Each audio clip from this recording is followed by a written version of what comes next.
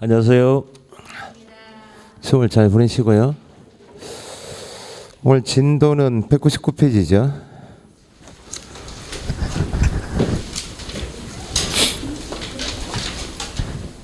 (199)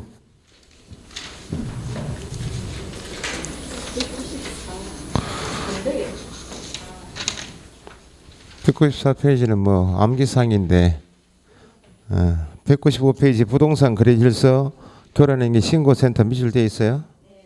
그 앞에서 설명드린 내용이고 내용이 조금 빠진 부분은 나중에 요약 정리하고요. 자, 복습을 좀 하겠습니다. 자, 전 시간에 중개 업무 파트를 배우셨는데 중개 업무는 손님이 부동산 와서 어떤 계약, 중개 계약은 누구하고 누구가 한 계약, 중개해달라고 들어온 손님하고 중개해드리겠다 승낙한 개업 공인중개사 간 계약이다. 그죠?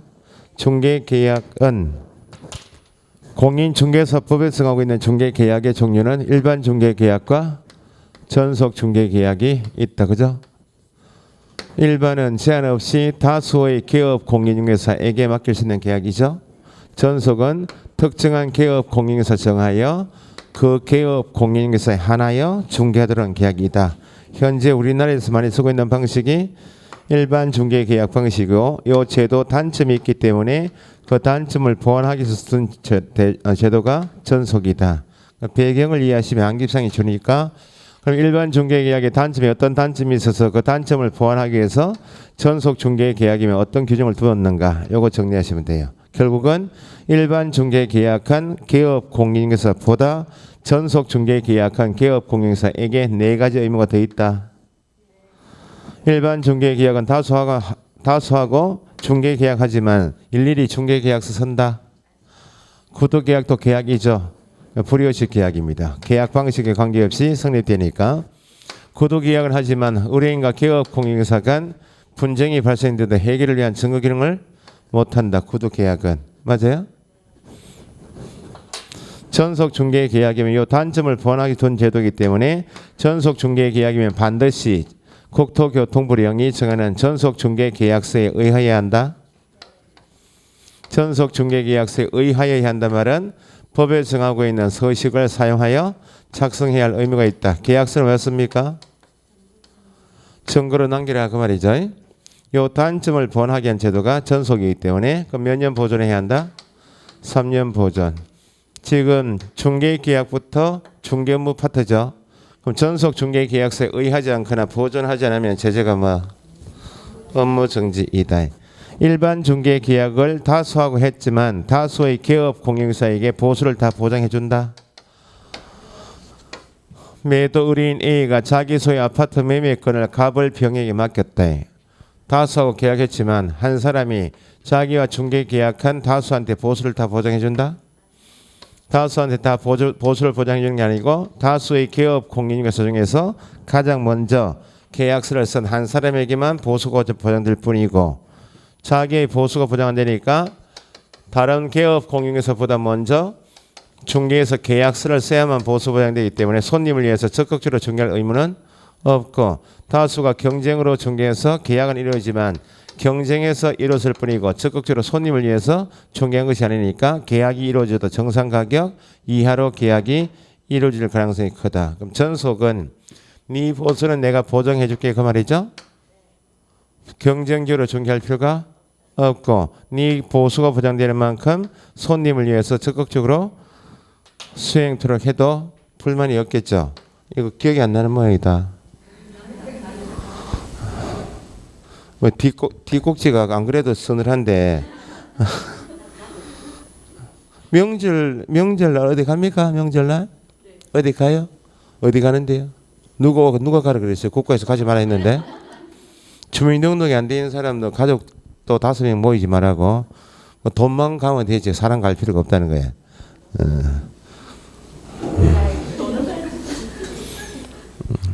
부모도 사람 오는 거 싫어해요. 돈만 오는 거 좋아하지.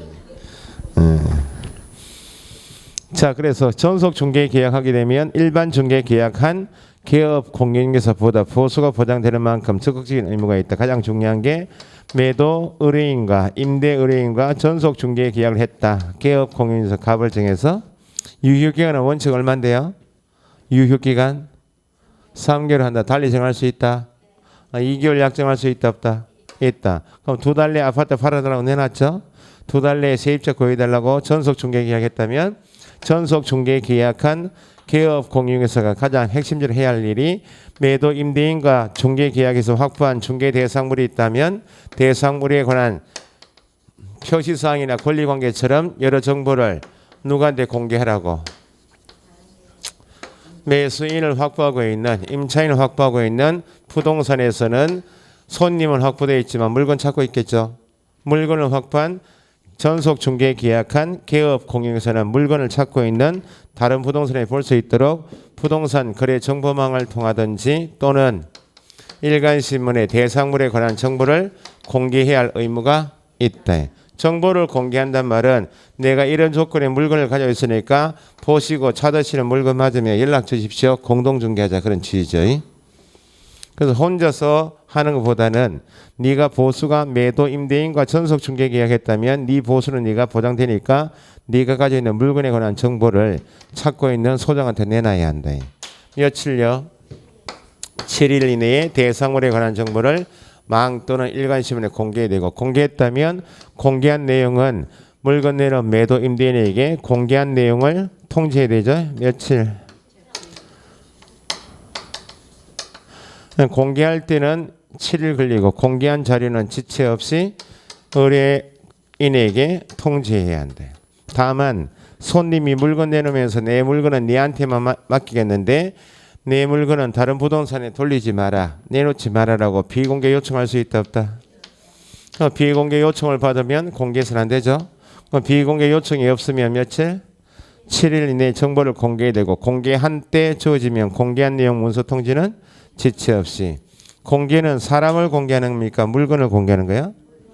내가 이런 조건의 물건을 가지고 있습니다라고 물건을 공개하는 것이지 각 권리자의 주소나 성명인 인적사항은 공개한다. 인적사항은 공개해서는 안 된다. 어떤 가격을 공개해요? 거래 예정 금액을 공개하는 것이죠.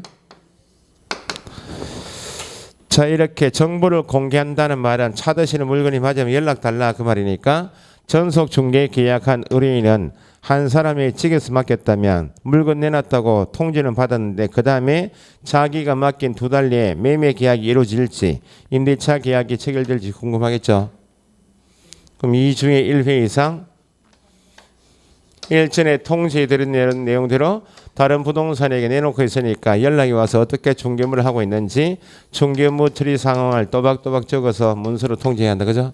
요 4가지는 누구의 의무? 전속 중개 계약. 느낌 이상하네 오늘. 요 4가지는 전속 중개 계약한 개업 공유서 의무사항이면 일반 중개 계약의 경우에 법에 정한 표준 서식은 있다 없다? 표준 서식은 정하고 있지만 다수한테 맡기는 일반 중개 계약에서는 일반 중개 계약서 사용 작성 의무가 없고 작성 의무가 없으니까 보존 의무가 없고 보수가 보장 안 되니까 정보 공개나 업무 처리상 통지 의무가 없다. 일반 중개 계약을 한 개업 공인중개사 는 해놓고 해야 한다 의무사항인데 이 4가지는 틀렸겠죠? 그럼 전속 중개 계약하고 일반 중개 계약하고 법령에 정하고 있는 의무사항 중에서 4가지는 차이가 있다는 거예요. 그 4가지가 아닌 기타는 4가지에서만 차이가 있다. 그 말은 4가지가 아닌 기타는 일반도 해야 되고 전속도 해야 되고 대표적으로 개업 공인중개사가 망에 가입해서 이용하고 있다. 망에 가입하고 있다. 정보망에. 근데 현재 일반 중개 계약했든지 전속 중개 계약했든지 자기가 확보한 물건을 망에 공개할 때 거짓으로 공개하면 돼야 안 돼요? 안 되고 망에 공개한 물건에 대하여 다른 개업 공인중개사가 공동중개에서 팔렸다면 거래가 완성되었다면 인터넷이 망에 팔린 물건 남아있다. 내려야 됩니까? 내려야 되면 누구한테? 거래정보사업자한테 통보해야 되겠죠. 정보망을 통하여 거래가 완성된 때 거래 사실을 정보사업자한테 통보해야 한단 말이 여기 있어 없어요? 없다는 말은 차이점이다. 공통점. 일반도 거래 정보망을 통하여 거래가 완성되면 지체 없이 정보사업자한테 통보해야 한다. 가장 중요한 의무가 뭐라고요? 이게 가장 핵심 정보 공개가. 그러면 기본이 중개 업무 파트는 기본이 업무 정지인데 조금 차등을 둘 것이 전속 중개 계약한 경우에는 가장 핵심이 정보 공개 의무이기 때문에 정보를 7일 이내에 공개하지 않거나 비공개 요청에도 불구하고 공개했다. 요 위반하면 단순 업무 정지가 아니고 이건 등록 취소 사유. 개업 공인중개사 간 의무상 차이점이 4가지가 있다면 개업 공인중개사와 중개 계약한 의뢰인 간에도 의무상 차이점이 2가지 있는데 일반 중개 계약한 의뢰인보다는 전속 중개 계약한 의뢰인에게 2가지 의무가 더 있다. 매도 의뢰인 A가 자기 소유 아파트 매매건에 대하여 이미 갑을 병하고 일반 중개 계약을 또는 특정한 개업 공인중개사 갑하고 전속 중개 계약을 의뢰인 G가 선택해서 여러 부동산 다 내놓든지 한 군데 찍어서 맡길 수 있겠죠. 이미 중개 계약한 개업 공인중개사가 있음에도 불구하고 이미 중개 계약한 개업 공인중개사 이외에 다른 개업 공인중개사에게 중개를 의뢰하여 다른 부동산 통해서 계약할 수 있겠는가? 요거 한 개하고 일체 부동산을 통하지 않고 자기 소유 아파트 매매건에 관한 정보를 자기 비용을 들여서 내부에 광고 내든지 교철에 광고 내서 내가 광고 낸 내용을 보고 내 전화번호로 직접 전화 올 수 있나 없나요? 그럼 의뢰인이 일체 부동산 통하지 않고 스스로 발견한 상대방과 계약할 수 있겠는가? 요 2가지 가지고 의무상 2가지를 비교하시면 돼요. 이미 갑을 병하고 일반 중개 계약한 의뢰인은 갑을 병 이외에 다른 부동산에게 맡겨서 다른 부동산 통해서 계약할 수 있다. 제한이 없다. 전속은 가능해요 이게? 전속은 니한테만 내놓겠다. 다른 부동산에 맡기지 않겠다 취지 계약이니까 허용되지 않는데. 그 일반 중개 계약의 특징이 이거여서 지문에 간혹 일반 중개 계약을 한 경우에도 다른 개업 공인중개사에게 의뢰하여 계약할 수 있다는 말은 일반만 쓰는 거예요.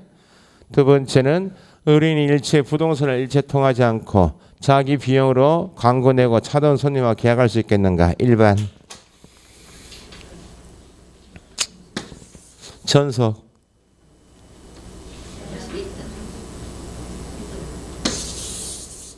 전속 중개 계약의 특징입니다.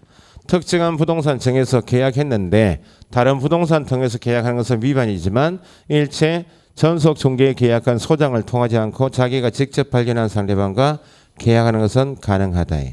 그러면 전속 중개 계약한 의뢰인에게 허용이 된다 할 때는 이것만 허용되는 거예요. 일체 부동산 통하지 않고 자기가 스스로 발견한 상대방과 계약하는 것만 허용된다. 그러면 의뢰인이 갑하고 전속 중개 계약했음에도 불구하고 다른 부동산 통해서 계약해도 계약 위반이고 전속 중개 계약을 갑하고 했는데 갑이 중개해서 자기와 중개 계약한 의뢰인 A에게 상대방을 소개했다.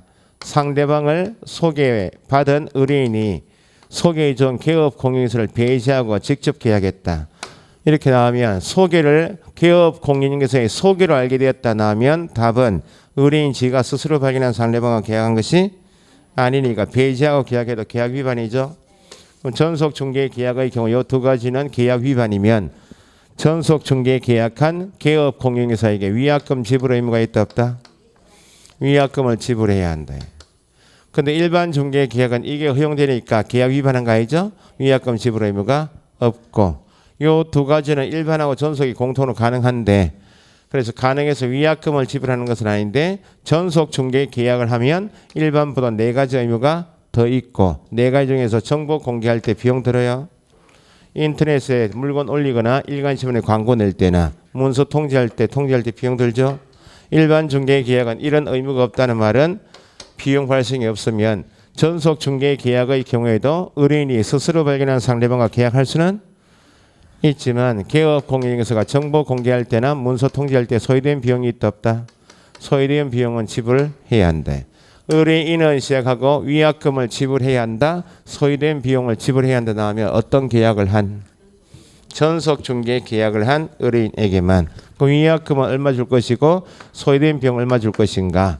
여기 다른 부동산 통해서 계약이 이루어졌다. 중개보수 계산하니까 100만 원 나왔다. 그러면 계약서를 써준 다른 부동산에게 중개 보수 100만 원 줘야 되겠죠.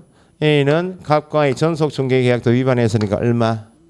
100만 원이다. 그러면 중개보수에 해당하는 금액 100만 원이 계산됐다면 100만 원 전액을 위약금으로 지불해야 한다. 여기는 위약금이 아니죠. 중개보수 몇 프로? 50% 범위 안에서 소요된 비용을 지불해야 한대. 그래서 개업 공인중개사 간 의무상 차이점은 네 가지가 있고 가장 중요한 게 정보 공개가 가장 적극적으로 하는 것. 의뢰인 간의 의무상 차이점은 두 가지가 있다.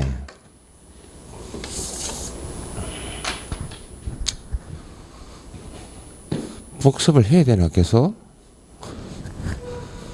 무슨 일이 있었던 거 아니죠? 뭐 뇌에 충격이 있었다든지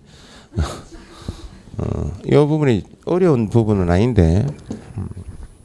자, 그 다음 보세요. 부동산 거래 정보망은 중개 업무와 관계 있다 없다? 부동산 매매 교환 임대차 거래할 때 필요한 표시사항이나 권리관계나 공법상 제한사항 등을 망에 뭐 하겠다?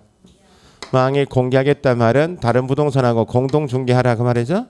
공동중개를 할 수 있는 수단이 정보망이에요. 그럼 중개 업무와 관계 있다 없다? 있으니까 개업 공인중개사가 망의 대상물에 관한 정보를 거짓으로 공개해도 제재가 뭐? 업무정지. 거래가 완성되었다면 망에 올린 물건이 공동중개에서 팔렸다면 거래 사실을 정보사업자에 통보하지 않으면 제재가 뭐? 업무정지. 여기는 개념만 정확하게 잡으시면 되니까 작년에 두 문제 나왔다 그랬죠. 정보망에 가입하여 이용할 수 있는 사람은 누구만? 개업 공인중개사만. 여기는 의뢰인 들어가면 안 됩니다. 몇 명이나 모아야 되고 500명 이상 2개 이상의 특광대에서 각각 30명 이상. 그럼 확보해야 할 직원은 컴퓨터를 잘 아는 사람, 정보처리기사 1명하고 공인중개사 1명. 지정권자가 누구예요? 국장이 정하는 용량과 성능을 갖춘 컴퓨터 설비 확보할 것. 그럼 지정 요건을 갖췄기 때문에 국장에게 지정 신청을 하면 국장은 지정 신청 받고 기준에 적합한지를 따져서 지정하고 지정서를 줘야 되겠죠?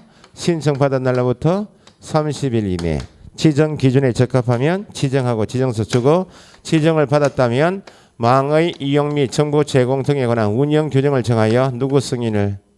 국장의 승인을 3월 이내에 운영 규정. 설치 운영은 얼마? 1년 이내. 거래정보 사업자가 하는 일이 뭐예요? 그러면 거래정보망을 설치해서 운영하는 거래정보 사업자 의무상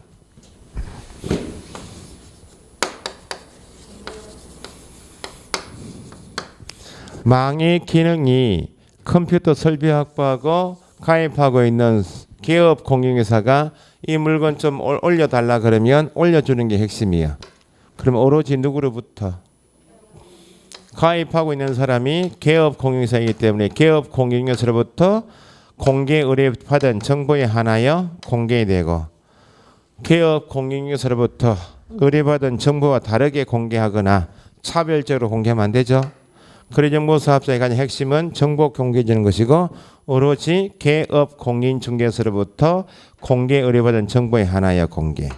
다르게 공개하거나 차별적 공개하게 되면 지정권자가 국토부 장관이니까 지정은 취소해야 한다 할 수 있다. 지정을 취소할 수 있다. 그래서 거래정보 사업자의 핵심이 정보 공개이기 때문에 정보를 개공으로부터 의뢰받지 않은 정보를 공개했다. 다르게 공개했다 다음에 지정을 취소할 수 있고 유일하게 1년 이하 징역 1천만 원 이하 벌금형처럼 사업자에게 형벌이 가해지는 것은 이것밖에 없어요. 그래서 개념 정의를 가입 이용 나면 개업 공인중개사만 확보해야 한다 할 때는 공인중개사 1인 구분하시고 지정권자는 오로지 국토부 장관이니까 이거는 시도지사 등록관청 들어가면 안 되고 거래정보 사업자의 가장 핵심 업무는 가입한 소장이 올려다는 물건을 자기가 운영하는 망에 공개하는 것이 핵심이다. 그렇게 체크하시면 돼. 금쟁이 배우셨죠? 33조에서 금쟁이 규정이 14가지가 있다. 14가지 금쟁이를 나눌 때 페이지를 한번 보시라, 책 보시라고. 이해가 안 되시면 자, 그 앞에 183페이지에 186페이지에 개업 공인중개사 등의 금쟁이 있죠. 금쟁이가 총 14가지인데 하단에 이번에 금쟁이 내용에서 1항 1번에 법제 33조 1항에 따른 금쟁이는 몇 가지? 9가지 행위는 누구의 금쟁이? 개업, 공인중개사 등의 금쟁이이고 넘겨보시면 뒤에 9가지 끝난 다음에 193페이지 중간에 33조 2항에 따른 금쟁이는 몇 가지? 5가지 행위는 누구의 금쟁이? 누구든지니까 모든 사람. 이렇게 갈라서 14가지인데 9가지는 현재 부동산 안에서 중개업에 종사하는 자, 개업, 공인중개사 등에 대한 금쟁이고 여기는 누구든지 개업, 공인중개사 등의 업무를 방해했다면 다 해당되고 그럼 여기 14가지 중에서 위에 8번 1항에 있는 9가지 중에서 8번 맨 위에 있는 거 193페이지에 8번 부당한 이익을 얻거나 그부터 밑에 9번 단체를 구성하여 2가지하고 밑에 2항에 있는 몇 가지? 1항 8호하고 9호 뒤에 2항에 있는 5가지 총 몇 가지요? 7가지 행위는 뭐라 부르고? 부동산 거래질서 교란행위라 부르고 교란행위를 방지하기 위해서 등기구가 뭐다? 신고센터가 뒤에 195페이지에 부동산 거래신고센터 거래질서 교란행위 신고센터는 누가 설치 운영할 수 있다? 국장이. 그렇게 크게 갈라놓으시고 작년에 시험에 처음 나왔던 것이 교란행위인가 아닌가를 구분해서 뒤에 7가지는 교란행위이고 앞에 7가지는 교란행위 아니다 이렇게 구분해 두시고 작년에 처음 나왔던 것이 교란행위 7가지이기 때문에 법 조문만 보시면 되고 나머지 앞에 1항 1호부터 7가지는 종래에 계속 나왔던 지문이기 때문에 대부분 판례가 몇 개 있다는 겁니다. 자, 앞에 1번에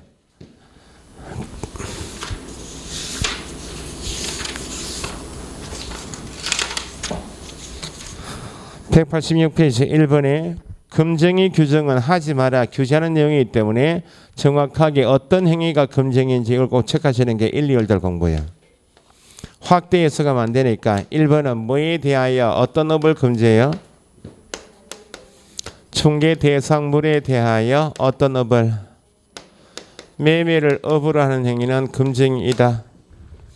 개업, 공인중개사 등이 하는 일은 중개 대상물에 대하여 당사자 간 개입하여 계약을 중개하고 보수를 받는 중개업이 본업이어서 중개업은 가능하지만 매매를 업으로 한단 말은 내가 매도인, 내가 매수인이 되어서 직접 내 이익을 위해서 사고 파는 것을 업으로 하게 되면 부동산에 관한 정보는 내가 훨씬 많이 알고 있고 상대방에 해를 줄 수 있기 때문에 매매업하고 중개업은 다른 거 아시겠죠? 안 된다는 겁니다. 그러면 중개대상물 매매업을 금지한단 말을 풀면 개업, 공인중개사 등은 토지의 매매를 업으로 하는 행위는 금지행위이다. 건축물 매매업 행위, 임목, 공장재단, 광업재단 해서 5가지를 쪼개서 매매업 행위도 똑같이 금지행위다 하시면 되고 2번도 법조문대로 나오니까 공인중개사법에서 등록을 하지 않고 무등록인 채로 중개업을 하는 자는 단속에 걸린다. 형벌이 3년 이하 징역 3천만 원 이하 벌금인처럼 규제 대상인 무등록 중개업자인 사실을 개업 공인중개사가 이미 알고 있으면서 협력하면 안 되죠. 무등록 중개업자인 사실을 알면서 그를 통하여 중개 의뢰 받는 행위도 협력 행위니까 하지 말고 무등록 중개업자에게 자기 명의를 이용케 해서 협력하지 마라. 그죠? 1번, 2번은 법조문대로 시험 나오고 3번은 공인중개사법에서 개업 공인중개사가 받을 수 있는 보수는 2가지. 중개보수하고 실비가 있다. 거기 옆에 187페이지 밑에 3번 있죠. 사례 증여 그 밖에 어떤 명목 불문하고 중개보수 실비를 초과하여 금품을 받는 행위는 금쟁이이다. 중개보수 한도 내에서 실비 한도 내에서 각각 받을 수 있다 없다? 각각 받는 것은 가능한데 받은 중개보수가 실비 한도가 법에 정하는 한도를 초과하는 금품을 받는 행위가 금쟁이죠. 초과 수수 행위는 금쟁이다. 초과하여 받는 행위를 했다면 예외가 있다 없다? 초과하여 받았으나 그대로 반환했다. 초과하여 받은 수표가 부도 처리되었다. 조례 잘못 해석했다. 이런 사정 관계없이 초과에 받는 행위 했다면 예외 없이 금지 행위. 그럼 판례는 초과하여 받는 것은 예외 없이 규제하죠. 강행 규정인데 초과하여 받았다는 말이 나오면 초과한 금액만큼 그만큼 손님인 의뢰인에게 손해를 가했겠죠. 그러면 무효로 돌릴 것인데 받은 전부가 무효다.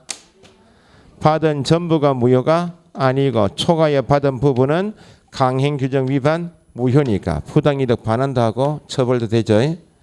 개업 공인중개사가 중개사무소 안에서 하는 일은 크게 중개업 말고 뭐가 있는데요? 개업 공인중개사 종별 세 사람이 공인중개사법 안에서 하는 일이 중개업하고 겸업이 있죠. 법인은 몇 조? 관리대행, 분양대행, 상담 있죠.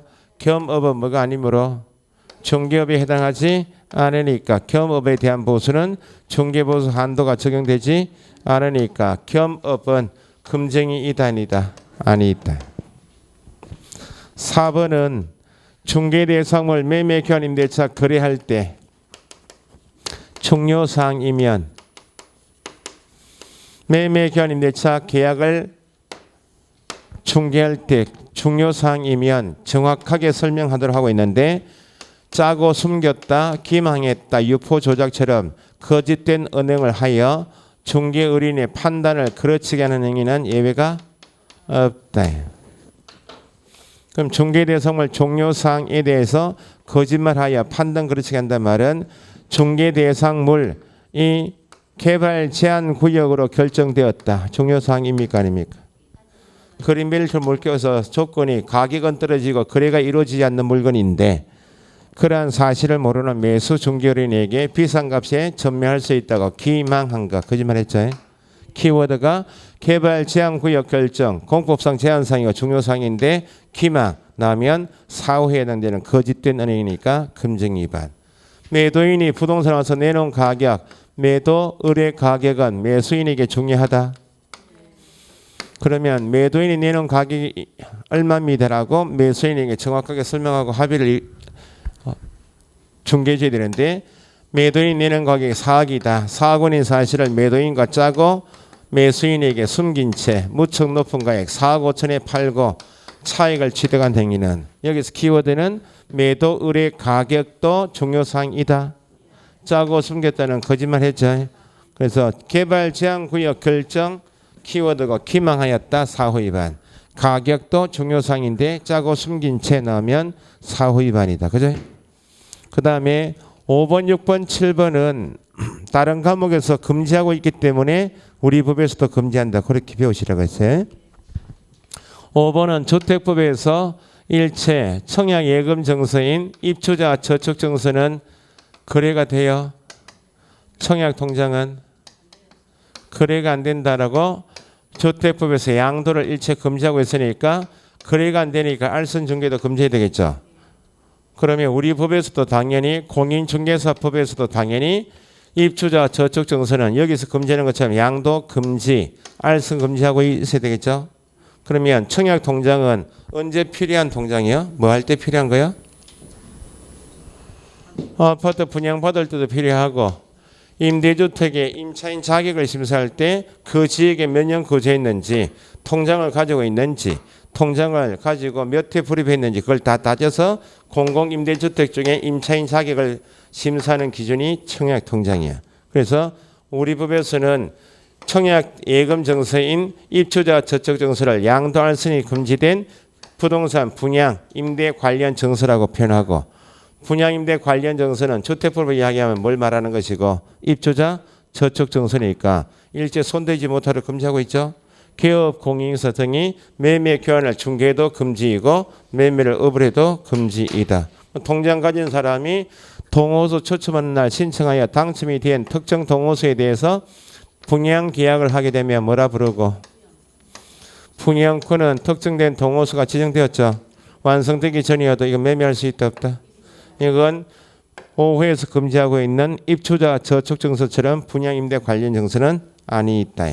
상가를 분양받은 사람이 자기 소유 상가를 매도할 때 사용하려고 양식 제목이 분양계약서란 양식 안에 이미 인쇄되어 있는 매각 조건 이외에 매매 대금을 얼마로 하겠다? 직업기를 어떻게 하겠다라고 적어놓은 분양계약서는 분양이란 말이 있어서 분양임대 관련 정서가 아니겠는가에 대해서 판례는 분양계약서 양식의 실질은 아파트 상가를 분양받은 상가 소유자가 자기 소유 상가를 할 때 매매할 때 사용하려고 적어놓은 매매계약서일 뿐이지 분양임대 관련 정서는 아니다. 중개 민법에서 대리편 배우시면 자기 계약은 금지한다. 쌍방 대리 금지한다. 이걸 그대로 따온 게 공인중개사법 이 법에서는 의뢰인과 직접 거래하는 것을 민법에서 따오고 쌍방 대리 그대로. 민법에서 자기 계약은 대리권 수여받은 대리인이 상대방과 계약하는 게 아니고 누구하고 대리권 수여한 매도인이 몰라서 A가 B에게 대리권을 수여했다. 그럼 대리인은 본인의 지위에서 상대방의 매수인과 직접 매매 계약을 해주고 효과를 본인에게 주는 것이 대리제도인데 민법에서 대리권 수여받은 대리인이 상대방과 법률 행위하는 것이 아니고 이미 본인과의 관계에서 대리인 지위를 가지고 본인이 매도인이면 매도인이 직접 상대방인 매수인이 내가 되어서 본인과 직접 매매 계약하는 게 이게 자기 계약이죠. 그럼 이렇게 하면 너는 잘 모르니까 네가 잘 알아서 해달라고 부탁한 본인에게 해를 줄 수 있다 없다. 자기 계약은 대리인이 되어서 대리를 하는 것이 아니고 본인의 직접 상대방이 되어서 본인과 계약하는 게 자기 계약이면 이중적 지위를 가진 대리인이 본인과 매매 계약할 때 대리인 지위에서 본인을 위해서 하겠나요? 아니면 직접 상대방 지위인 매수인 지위에서 자기 이익을 위해서 하게 되면 잘 모르니까 부탁한다라고 한 본인에게 해를 줄 수 있는 걸 금지하듯이 우리 법에서 이 사람이 아파트 팔고자 하는 사람이 잘 몰라서 우리 법에서 중개 의뢰인이 되어서 부동산 소장 찾아와서 중개 의뢰했죠. 그러면 소장은 이미 중개 계약을 해서 중개하는 지위를 가졌는데 이걸 그대로 따온 것이기 때문에 매도 의뢰인이 내 가게에 왔다. 그럼 내가 직접 누가 되어서 매수인 되어서 손님인 난 잘 모르니까 네가 알아서 잘 중개해달라고 맡긴 손님하고 이렇게 매매하는 게 직접 계약이라는 거예요. 똑같이 부동산에 관한 정보는 훨씬 손님보다 많이 알고 있고 그 많이 알고 있는 정보를 내 이익을 위해서 쓰게 되면 손님에게 해를 주니까 누구를 보호하자고? 손님 보호 취지니까 직접 거래 금지합니다. 다른 것은 민법에서는 사적 자체니까 이렇게 본인 보호 취지에서 자기 계약은 금지합니다 해놓고 대리권 수여한 본인이 허락하면 얼마든지 민법 안에서는 가능하지만 우리 법은 금쟁이는 예외가 있다 없다? 없다. 의뢰인의 동의가 있다 해도 허용되지 않는다. 그러면 누구를 보호하자는 거예요? 중개 의뢰인 보호 취지이면 직접 거래해서 정하고 있는 의뢰인은 소유자만 의뢰인이다. 내 가게에 문을 열고 들어와서 일을 맡기고 한 사람이면 다 누구다?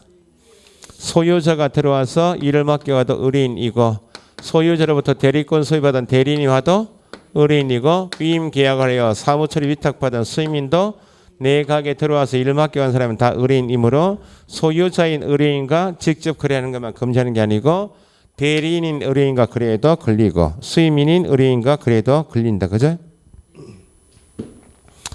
그래서 개업 공인중개사가 부동산을 매수하고 매도하는데 내 가게 직접 손님하고는 직접 한 건도 하면 안 되니까 다른 개업 공인중개사의 중개인을 통해서 부동산을 매수하고 매도하는 것은 직접 거래이다? 아니다.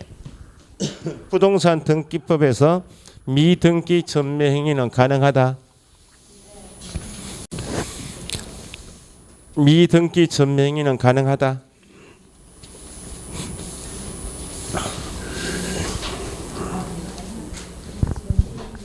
7번 보시면 탈세 등 관계 법령을 위반할 목적으로 소유권 보존 등기 또는 이전 등기하지 아니한 부동산의 끝에 매매를 중개하는 등 투기 조장은 금지고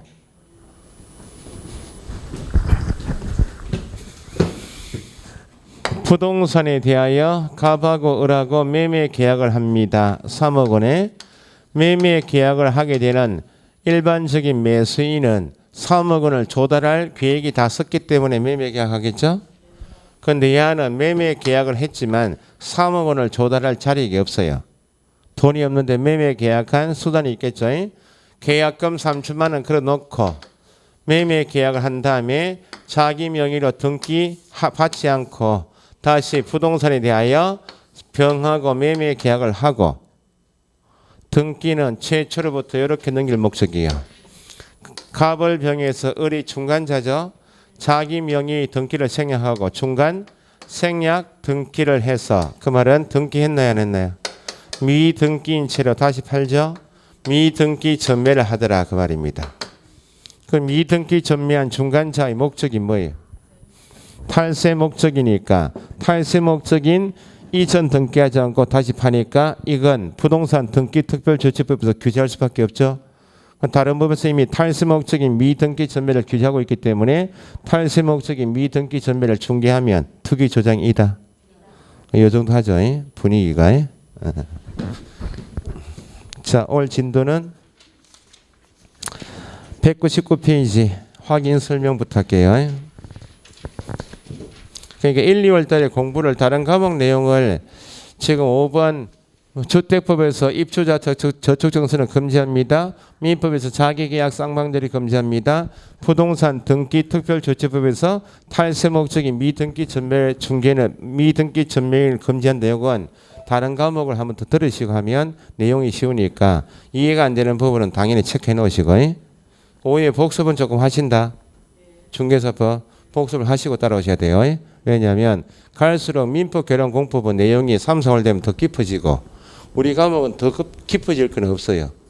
깊어질 거고 그러니까 뭐 선생마다 수업을 애들 선생들 선생이 많은데 선생 1, 2월 달은 가볍게 갑시다 해가지고 툭툭툭 그냥 치고 넘어가는 경우가 많다고 효과가 없습니다. 시간 2달이 얼마 아까운데 지금 전체 수업에서 그리고 어쨌든 선생마다 조금 스타일이 다른 것이 저는 그렇게는 하진 않습니다. 쌤이 나올 부분은 이만큼 다 해놓고 1, 2월 달에 따라오시면 이해 안 되면 체크해놓고 3, 4월 달에 오시면 한번 들으셨으고 다른 과목 또 수업 들으신 내용이 또 종합점이 조금 더 이해가 났고 교재도 얇아져야 되고 그죠?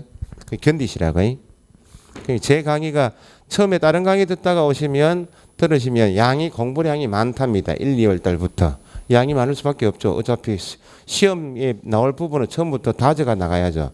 이렇게 나가는 게 맞다는 거 봐야 돼요. 이렇게 양이 작아지고 견디시라고. 6월까지 하시면 공부 끝나세요. 저 과목은 복습 시간에 대답하시고 틀려도 관계없고 지금 다 맞출 수가 있습니까? 위축돼가지고 명절 잘 지내시고 다음 주 꼭 돌아오세요. 친정에 머무르지 마시고 돌아오시라고. 왜냐하면 고통스럽습니다. 학원 나가는 게 과목이 재밌는 과목이 한 2과목이나 있으면 그 과목 때문에 나오는데 어쨌든 친정에서 엄마가 밥을 해주시잖아요. 용돈 드리면 뭐 시집살이 한다 욕 본다 욕 보는 것도 아니죠 요즘에는. 그래 엄마가 뭐 챙겨주고 하면 좋다는 겁니다. 좋아가지고 학원 생각하면 고통스럽고 친정에 있으면 좋고 그래가지고 일주일 정도 빠져봐. 엄마한테 이야기를 해서 뭐 빨리 가러 갈게 인데 엄마한테 공부한다 이야기도 안 해놨지 지금. 엄마가 좋아서 좀 더 이따가 간다고. 근데 갔다 왔는데 보니까 진도가 이만큼 나가붙잖아요 지금. 어쨌든 올해 1년은 어쨌든 뭐 1년 하시고 공부를 끝내시고 편하게 평생 사시는 게 맞죠? 고통스럽습니다. 자, 오늘 진도 나가죠. 확인 설명 있죠? 자, 본 진도가 이제 지금 항상 목차를 보시면 지금 배우시는 파트가 계약을 알선하고 돈을 버는 중개업무 파트다. 중개계약부터 중개업이라 하면 배우셨잖아요. 다른 사람의 의뢰에 의하여 의뢰가 있단 말은 어떤 계약? 중개계약했다. 그러면 일정한 보수를 받고 계약을 알선하는 중개를 업을 하는 게 중개업이죠. 중개계약부터 중개업무 파트다. 그럼 중개업무 파트에서 이제 두 번째 중요한 것이 지금 목차 중개대상물 확인 설명 있죠. 목차를 일단 잡아봅시다.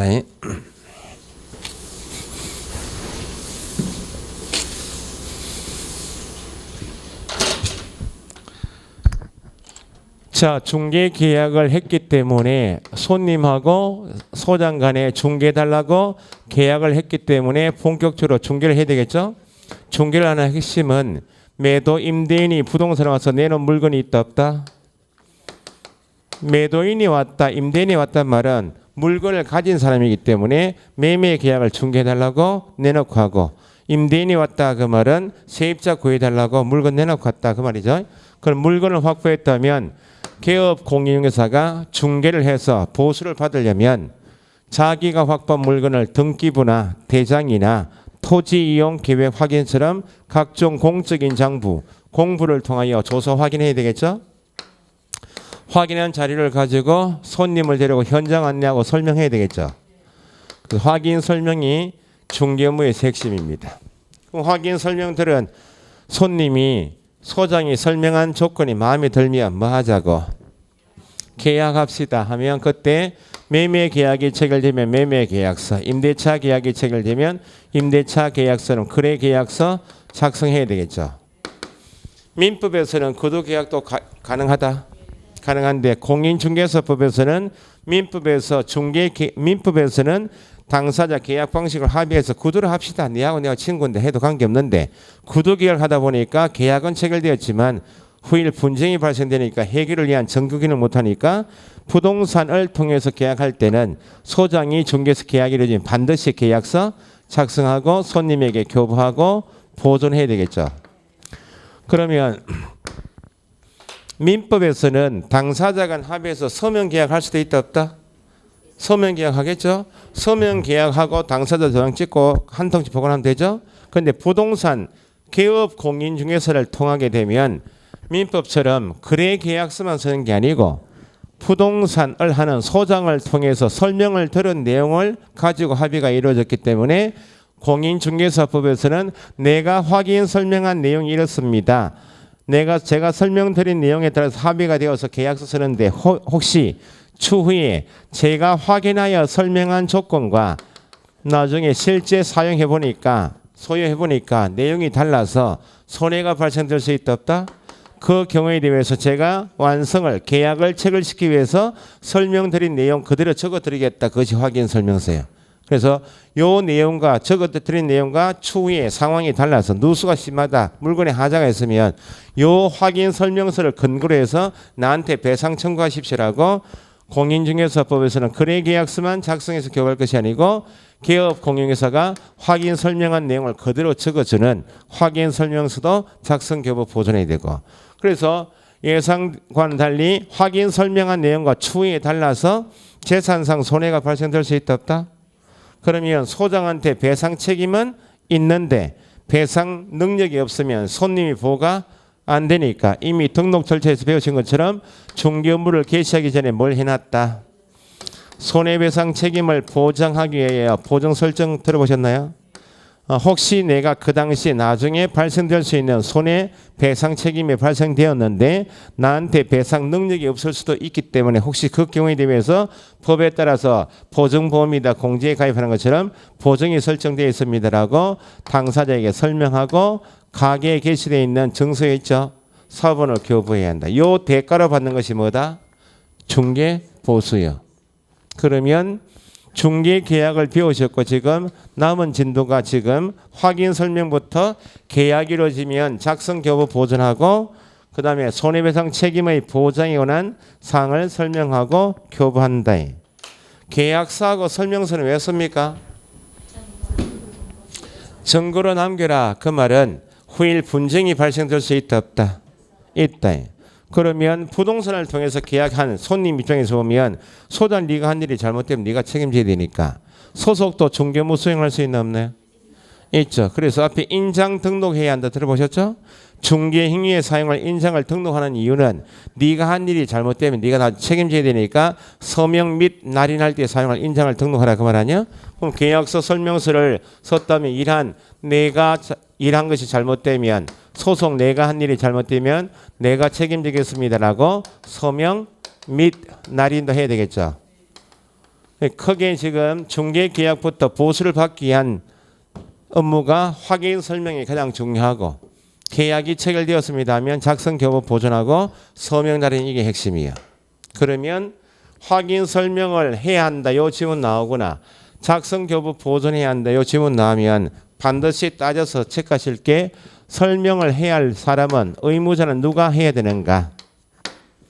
누가 이게 나와야 되고 확인 설명은 언제 하는가? 시기가 언제인가? 두 번째, 확인 설명은 조사 확인한 자료 가지고 누구한테 설명해야 할 것인가? 대상자가 누구인가? 누구에게 설명해야 할 것이고, 확인 설명은 공인중개사법에서 어떻게 하도록 하고 있는가? 누가 언제 누구에게 어떻게 요 네 가지가 꼭 짚어져야 되고, 보통 시험에서 함정을 봐서 틀리게 만드는 지문이 요 두 가지. 언제 누구에게 이걸 꼭 체크하셔야 돼요. 모의고사는 물론 여기까지도 함정을 파기도 하지만 통상적으로 요 두 가지. 마찬가지 여기도 작성 교부 보존해야 한다. 서명 날해야 한다는 똑같이 누가 언제 누구에게 어떻게 이게 꼭 짚어져야 돼요. 통상적으로 여기도 언제 누구에게 이걸 틀리게 만드는 지문이 있다. 아직 이건 안 배우셨다. 그죠? 근데 용어 정의할 때는 배우신 게 뭐예요? 중개 업무는 누가 해야 하고 개업 공인중개사 해야 되고 중개 업무는 누가 수행할 수도 있고 소송은 할 수 있다. 그것만 가지고 하셔도 돼. 그러면 이건 중개 업무입니까 아닙니까 지금? 중개 업무죠. 확인 설명해야 한다. 누가? 당연히 개업 공인중개사가 확인 설명해야 합니다. 법인이면 누가? 대표자가. 분사무소이면 책임자가.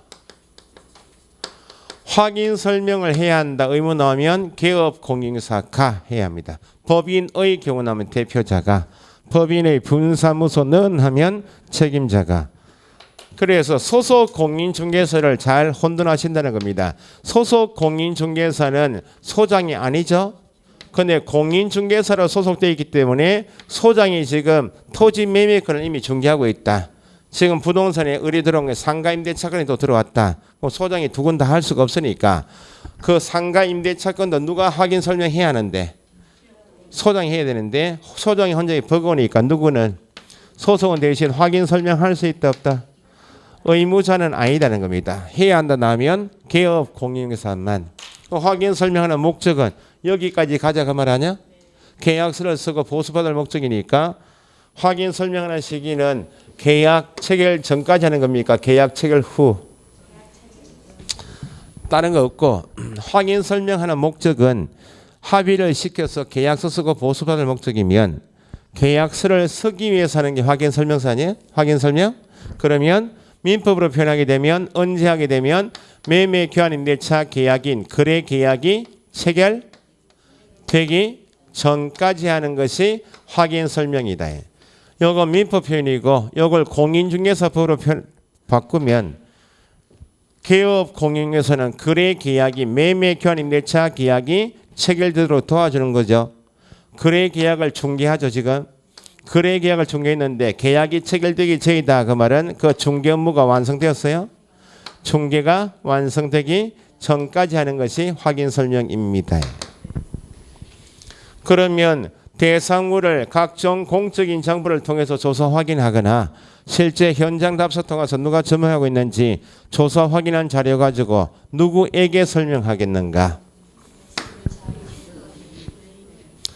설명을 해줘라 그 말은 그 대상물에 관한 정보가 없어서 모르기 때문에 설명해줘라 그 말이죠. 잘 틀린다는 겁니다. 거래 당사자에게 설명해야 할 것인가? 거래 당사자에게 이 편 때문에 잘 틀린다는 거야. 매매 계약 당사자는 누구예요? 매매 계약 당사자. 매도 매수인 두 사람을 다 포함하는 개념이 거래 당사자 개념이야. 그럼 매도인에게 네가 내놓은 집에 네가 말한 대로 중앙동 100번지에 있대. 네가 말한 대로 정확하게 32평이 맞더라. 설명할 필요가 있어 없어요? 없다는 거예요. 설명은 매매 계약에서 매수, 중개, 의뢰인, 임대차 계약에서는 모르는 임차, 의뢰인에게만. 이걸 줄이면 매매 계약에서 매수인은 대금 지급하고 소유권을 취득할 목적이죠. 임차인은 보증금 차임 지급하고 임차권을 취득할 목적이니까 권리를 취득하고자 하는 의뢰인에게만 설명 의무가 있는 것이지 거래 당사자에게 하면 안 되고. 그러면 매수 임차인은 지금 설명을 듣고 있는 대상물에 관한 정보가 많은 사람이 없는 사람이야. 정보가 없어서 설명 듣는 거 아니에요? 그러면 설명할 때는 구두로 그냥 설명만 하면 잘 알아듣겠어요 이 사람이? 구두로 당연히 설명도 하여야 하고 조사 확인할 때 발급받은 대장이나 등기부 있었어요? 설명의 근거 자료를 제시하여야 합니다. 설명하고 제시하여야 한다. 요 네 가지가 확인 설명에서 따져볼 내용이야. 확인 설명에 관한 내용이다. 설명 의무가 있다. 누가? 개업 공인사는 언제? 중개가 완성되기 전, 거래 계약이 체결되기 전에 확인하여 누구에게만? 매수임차 그 밖에 권리 취득하고자 하는 의뢰인에게만 어떻게? 성실 정확히 설명도 하고 근거 자료 제시해야 한다. 이거 시험에 나오면 다 맞출 것 같아도 살짝 놓쳐버리면 틀린다는 겁니다. 자 보세요. 시험에 개업 공인에서는 거래 계약이 체결되기 전, 이 시점이 가장 중요해요. 거래 계약이 체결되기 전 나오면 계약이 체결되기 전에 하는 일이 뭐예요? 확인 설명했죠. 그러면 물을 게 누구에게 어떻게 이걸 물을 거 아니야. 계약이 체결되기 전까지는 정신을 딱 차렸죠. 그 뒤에 거래 당사자에게 이렇게 나오면 거래 당사자는 개념은 워낙 친하니까 오하고 나온다는 거야. 거래 당사자에게 하면 쌍방 개념인 게 아니다 그 말이죠. 여기도 설명을 하거나 또는 제시해야 한다. 설명 의무는 있으나 제시할 의무는 없다. 하거나 해서 또는 개념 쓰면 안 된다는 거야. 하고 제시해야 돼. 이렇게 꼼꼼하게 봐야 되는 게 이 과목이에요. 공인중개사법에서 확인 설명 의무는 예외 조항이 있는가? 예외 조항이 없어요. 그 말은 보수를 중개 계약할 때 얼마 지급하기로 한다. 약정하여 유상으로 중개하는 경우만 확인 설명 의무가 있는가? 동생 아파트 구해준다고 그냥 도와라 무상으로 중개하는 경우에도 성실 정확하게 설명해야 한다. 무상으로 중개한다 해서 확인 설명을 소홀히 해서 손해가 발생되면 배상 책임이 있겠나 없겠나요? 손해배상 책임이 있습니다. 그래서 공인중개사법에서 확인 설명 업무인 중개업무는 대가가 있는 경우에만 설명 의무가 있는 것이 아니고 무상인 경우에도 설명 의무가 있다. 그러면 확인 설명사항이 좀 이따 교재 보시면 암기사항으로 9가지를 설명토록 하고 있는데 먼저 체크하실 게 계약 체결되기 전 설명하는 것이며 어떤 금액을 계약이 체결되기 전이면 예정 금액이 나와야지 거래 금액하면 안 되겠죠. 매매 계약에서 누구한테만 설명 의무가 있다? 매수인을 앉혀놓고 설명하는 거 아니야? 그러면 네가 지금 내가 설명하는 이 대상물을 취득하게 되면 지방세법에 따라서 취득세 몇 프로입니다. 농특세 몇 프로입니다. 지방교육세처럼 매수인을 앉혀놓고 설명하기 때문에 취득함에 따라 부담할 조세의 종류 및 세율만 설명사항이지 양도세처럼 파는 사람, 매도인이 부담할 매각함에 따라 이전함에 따라 부담할 양도세는 설명사항이 아니다. 세법에서 실제 비중이 가장 높은 세목이 뭐예요? 양도세가 가장 세목은 높지만 부동산 하는 사람이 필요한 정보는 아니다 그 말입니다. 취득세, 농특세, 지방교육세 중요하지. 이 두 가지가 확인 설명할 때 완성되기 전이니까 예정자 들어갑니다. 매수인에게만 설명하기 때문에 양도세는 포함 안 되고 취득 시 부담할 조세만 설명사항입니다. 그래서 계약이 이루어지면 뭐 한다고요? 거래계약서 확인설명서 작성교부 보존 확인설명서 작성교부 보존에 여기 나와야 되겠죠. 그러면 거래계약서 작성해야 한다. 교부해야 한다. 보존해야 한다. 이것도 누가? 당연히 중개업무는 해야 한다 나오면 개업 공인중개사가 법인이면 대표자가 분사무소이면 책임자가 항상 시험은 분사무소가 시험 나오니까 분사무소에서 나오면 책임자가 나와야지 대표자가 하면 틀리는가. 그러면 언제 지금 작성교부 보존을 언제 하는 거예요 지금? 체결되기 전까지 설명했으면 계약이 체결된 때 거래계약이 체결된 때 하는 것이 작성교부 보존이면 이걸 공인중개사법으로 표현하면 중개를 계약을 중개해서 체결되었다고 하면 중개가 완성된 때 같은 말입니다. 계약이 체결된 때 같은 말 중개가 완성된 때 작성하여 이제 교부해야 되겠죠. 매수 임차인에게만 교부하면 된다. 두 사람 다. 합의가 된 다음에 작업하는 거래계약서는 확인설명서는 매수인에게 설명했지만 임차인에게 설명했지만 둘이 합의가 되어서 계약 쓰게 되었죠.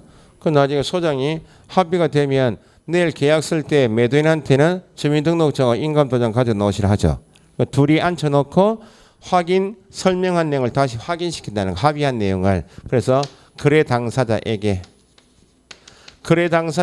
표현은 누구예요? 쌍방이죠. 쌍방에게 교부하고 보존해야 한다 이렇게.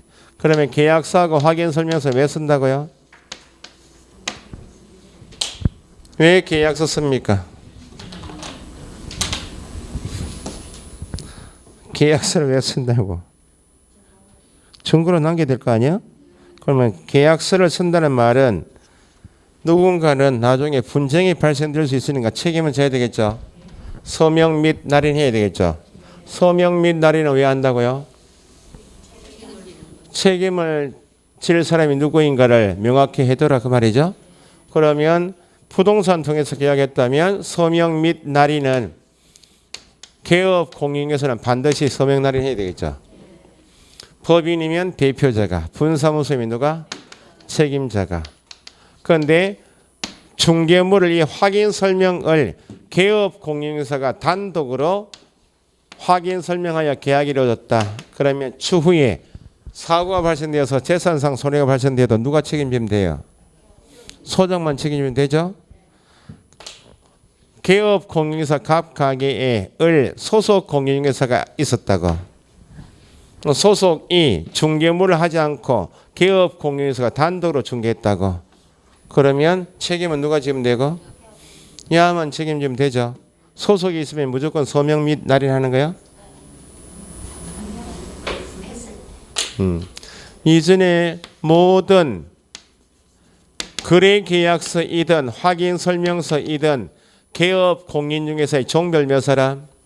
세 사람에 고용된 모든 소속 공인중개사는 서명 및 날인 의무가 있다. 있다고 해서 다 적는 것이 아니다 그 말입니다. 서명 및 날인하는 취지는 내가 한 일이 잘못되면 내가 책임지겠습니다라고 일한 사람에게 책임을 묻는 것이기 때문에 개업 공인중개사가 단독으로 중개물을 한 경우 주어지면 실장은 있지만 야가 일을 했어요 안 했어요? 야는 찍을 일이 없다는 거야. 그럼 시험은 이게 시험 나오겠죠. 개업 공인중개사가 단독으로 한 것은 잘 안 나오고 매매 교환 임대차 계약을 중개한 사람이 당해 중개일을 한 소속이 있다고. 중개일을 한 소속이 있다 나오면 소공이 일을 해서 계약이 이루어졌죠. 그럼 소공도 계약서 쓸 수 있나 없나요? 그러면 소공만 찍으면 된다. 그렇다고 해서 개업 공인사만 찍으면 돼요? 앞에서 배우셨듯이 어쨌든 일을 한 여기 가장 중요한 말이고 당해 중개일을 한 소공이 있으면 소공은 당연히 서명 및 날인해야 되겠죠. 그 앞에서 배우신 게 고용인인 소속 공인중개사의 업무상 행위는 누가 한 것으로? 개업 공인중개사 행위로 간주가 되니까 당해 중개일을 한 소속이 있는 경우 나오면 개업 공인중개사만 해서 틀린 집은 기출문제. 그렇다고 소공만 찍으면 안 되죠. 뒤에 함께 개업 공인중개사와 함께 법인이면 대표자와 함께 분사무소이면 책임자와 함께 서명 및 날인해야 한다. 갑하고 을이 공동으로 중개하여 계약이 이루어질 수 있죠. 공동으로 중개한 경우 1인만 서명 및 날인하면 된다. 공동 중개한 개업 공인사 두 사람이 공동으로 중개해서 나중에 손해 발생되면 같이 책임져야 되겠죠. 공동으로 중개했습니다 나면 공동 중개에 관여한 개업 공인사 모두가 서명 및 날인. 크게 어려운 것은 아니고. 이게 지금 중개무입니까 아닙니까 여기까지가. 중개무이면 중개 계약부터 지금 작성교부 보존 서명 날인까지가 중개무 파트이면 다 기본 제재가 뭐 이어야 됩니까? 업무 등기인데 여기 방금 전에 복습할 때 전속 중개 계약의 경우 가장 중요한 의무가 뭐예요? 정보 공개를 하지 않거나 비공개 요청이 있으면 공개하면 안 되죠? 그 위반하면 단순 업무 등기가 아니고 등록 취소 사유. 요게 바뀌어서 시험에 잘 나온다는 거예요. 이것도 중개무 맞죠 지금? 업무 등기였다가 24일 때 바뀌어가지고 500만 원으로 바뀌어서 시험 잘 나오고 확인 설명 때문에 소장들이 보통 업무 정지 받고 한 달 반 문 닫게 되는 대부분의 이유가 이거예요. 확인 설명할 때 상태가 양호하다 보통에 설명했는데 확인 설명서 양호 보통 찍었는데 살다 보니까 비가 줄줄 새는 경우가 있다 없다. 그래서 민원 부동산 통해서 계약한 손님이 등록한 측이 민원 접수해서 확인해 보니까 확인 설명서 내용하고 좀 다르죠. 그래 한 달 반 업무 정지 처분을 중개 업무 파트니까 업무 정지 처분을 줬다는 거야. 업무 정지 처분을 한 달 정도 때려버리면 업무 정지 받은 한 달 동안에 가게 문 닫아야 되는 거 아니야? 결격 사유니까 생업을 못하게 되니까 너무 가혹하더라. 그래서 업무 정지였다가 얼마나 바뀌었다고? 500만 원 이하 받게 잘 나오고. 그럼 작성 교부 보전 서명 날에는 다 업무 정지. 아시겠죠? 그래서 여기에 틀이 요게 누가 언제 누구에게 어떻게 요게 틀이기 때문에 꼭 체크를 꼭 하셔야 돼. 시점이 가장 중요한 게 이겁니다. 시점이 주어지면 거래 계약이 체결되기 전 이런 말 나오거나 중개가 완성되기 전 나오면 확인 설명이구나 아셔야 되고 개업 공용사는 누구에게 나오면 매수 임차 의뢰인에게 어떻게 나오면 설명하고 제시. 거래 계약이 체결된 때 중개가 완성된 때 주어지면 작성 개업 보존이구나. 누가 개업 공용사는 누구에게 거래 당사자에게 교부하고 보존해야 한다 이렇게 됐어요? 이거 지우지 마시고 쉬었다 하겠습니다.